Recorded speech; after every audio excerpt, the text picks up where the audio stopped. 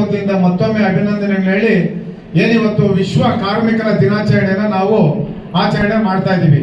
ಇಲ್ಲಿ ಕುಳಿತಿರ್ತಕ್ಕಂಥವ್ರು ನಾವು ನೀವೆಲ್ಲ ಎಲ್ಲರೂ ಒಂದು ರೀತಿ ಕಾರ್ಮಿಕರೇನೆ. ಅವರು ಸ್ವಲ್ಪ ಇನ್ನೊಬ್ಬರಿಗೆ ಒಂದು 10 ಜನಕ್ಕೆ ಶಕ್ತಿ ತುಂಬಂತ ಶ್ರಮಿಕರು ಇರ್ಬೋದು ಏನೋ ನಮ್ಮ. ಅದೇ ರೀತಿ ಅಮ್ಮವರು ಬಹಳ ಹೇಳ್ತಾ ಇದ್ರು, ಹೆಣ್ಣು ಮಕ್ಕಳು ಮಹಿಳೆಯರು ಮನೆಯಲ್ಲಿ ಏನು ಕೆಲಸ ಮಾಡ್ತಾ ಇದ್ದಾರೆ ಅವ್ರಿಗೆ ಯಾವುದೇ ಭದ್ರತೆ ಇಲ್ಲ ಅಂತ ಹೇಳಿ. ಆಕ್ಚುಲಿ ಹೆಚ್ಚಿನ ಭದ್ರತೆ ಇರ್ತಕ್ಕಂಥದ್ದೇ ಅವ್ರಿಗೆ. ಯಾಕೆ ಅಂತಂದ್ರೆ ಒಬ್ಬ ಯಶಸ್ವಿ ಪುರುಷ ಅಂತಂದ್ರೆ ಅದರಿಂದ ಒಬ್ಬ ಮಹಿಳೆ ಇದ್ದಾರೆ ಅಂತೇಳಿ ನಾವೆಲ್ಲ ಇವತ್ತೇನು ಇಲ್ಲಿ ಬಂದಿದ್ದೀವಿ, ನಮ್ಮ ಮನೆಯವ್ರು ಇರ್ಬೋದು, ನಮ್ಮ ತಾಯಿ ಇರ್ಬೋದು, ತಂಗಿ ಇರ್ಬೋದು, ಅಕ್ಕ ಇರ್ಬೋದು, ಮೊದಲನೇದಾಗಿ ಮನೆಯಲ್ಲಿ ನಾವೇನೇ ಮಾಡಿದ್ರು ಸಹ ಬೆಳಗ್ಗೆ ನಾವೇನಾದ್ರೂ ಬಂದು ದುಡ್ಡು ಬೇಕು ಅಂದ್ರೆ ಅವ್ರ ಹತ್ರನೇ ಕೇಳಿ ಇಸ್ಕೊಂಡ್ ಬರ್ಬೇಕು. ಯಾಕಂತಂದ್ರೆ ಎಲ್ಲ ನಮ್ಗಿಂತ ನಮ್ಮಲ್ಲಿಗೆ ನಮ್ಮೇನು ಆಸ್ತಿ ಗೀಸ್ತಿ ಇದ್ರೆ ನಮ್ಗಿಂತ ಹೆಚ್ಚು ಆಸ್ತಿ ಹೆಣ್ಮಕ್ಳ ಹೆಸರಲ್ಲೇ ಇರ್ತದೆ. ಹಾಗಾಗಿ ಅವ್ರಿಗೆ ಹೆಚ್ಚಿನ ಒಂದು ಭದ್ರತೆ ಇದೆ. ಹಾಗಾಗಿ ಅಮ್ಮವರು ಹೇಳ್ತಾ ಇದ್ರು.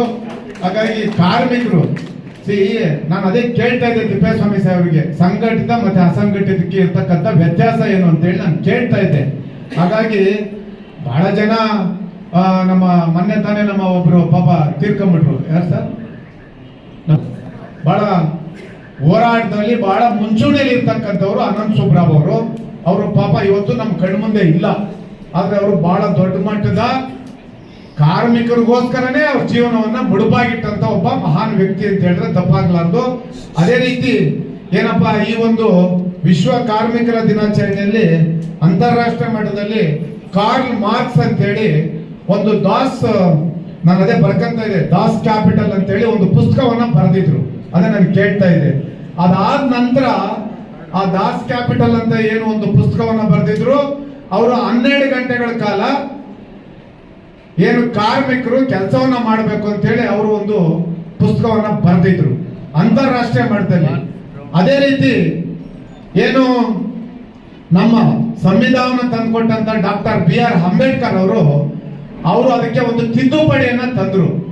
ಕಾರ್ಮಿಕರು ಸುಮಾರು 12 ಗಂಟೆ ಕೆಲಸ ಮಾಡಿದವರಿಗೆ ಬಹಳ ಕಷ್ಟ ಆಗ್ತದೆ, 8 ಗಂಟೆಗಳ ಕಾಲ ಕೆಲಸವನ್ನ ಮಾಡಬೇಕು, ಅದೇ ರೀತಿ ಅವರಿಗೆ ರಜೆಯನ್ನು ಸಹ ಕೊಡಬೇಕು ಅಂತೇಳಿ ಡಾಕ್ಟರ್ BR ಅಂಬೇಡ್ಕರ್ ಅವರು ಒಂದು ತಿದ್ದುಪಡಿಯನ್ನ ತಂದು ಅವತ್ತು ಸಂವಿಧಾನದಲ್ಲಿ ಅದನ್ನ ತಂದ್ರು. ಆದ್ರೆ ಇವತ್ತು ಬಹಳ ಜನ ಮಹಿಳೆಯರು ಇವತ್ತೇನು ಕೂಲಿ ಕಾರ್ಮಿಕರಿದ್ದಾರೆ, ಬಹಳ ಜನ ಶ್ರಮಿಕರಿದ್ದೀರಿ.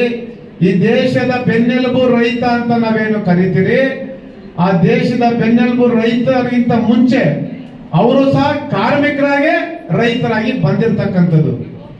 ಈ ಒಂದು ಸುಸಂದರ್ಭದಲ್ಲಿ ನಾವು ಅವ್ರನ್ನ ನೆನಪನ್ನ ಮಾಡ್ಕೊಳ್ಬೇಕಾಗ್ತದೆ. ನಾನು ಹೇಳ್ತಕ್ಕಂಥದ್ದು ಇಷ್ಟೇನೆ, ಏನು ನಾವು ನಮ್ಮ ಪಕ್ಷದ ಕೇಂದ್ರ ಕಚೇರಿಯಲ್ಲಿ ಬಹಳ ಜನ ಮಾನ್ಯರ ಜಯಂತಿಗಳನ್ನ ಆಚರಣೆ ಮಾಡ್ತೀವಿ. ಈ ರೀತಿ ಕಾರ್ಮಿಕರ ದಿನಾಚರಣೆ ಪಾಪ ನಮ್ಮ ಗೋಪಾಲಣ್ಣವರು ಅಧ್ಯಕ್ಷರಾದ್ಮೇಲೆ ಬೆಂಗಳೂರು ನಗರದಲ್ಲಿ ಪ್ರಾಮಾಣಿಕವಾಗಿ ಕಾರ್ಮಿಕರ ಪರವಾಗಿ ಸ್ವಲ್ಪ ಹೆಚ್ಚು ಪಕ್ಷಕ್ಕೆ ಶಕ್ತಿ ತುಂಬುವಂತ ಕೆಲಸವನ್ನ ಮಾಡ್ತಾ ಇದ್ದಾರೆ.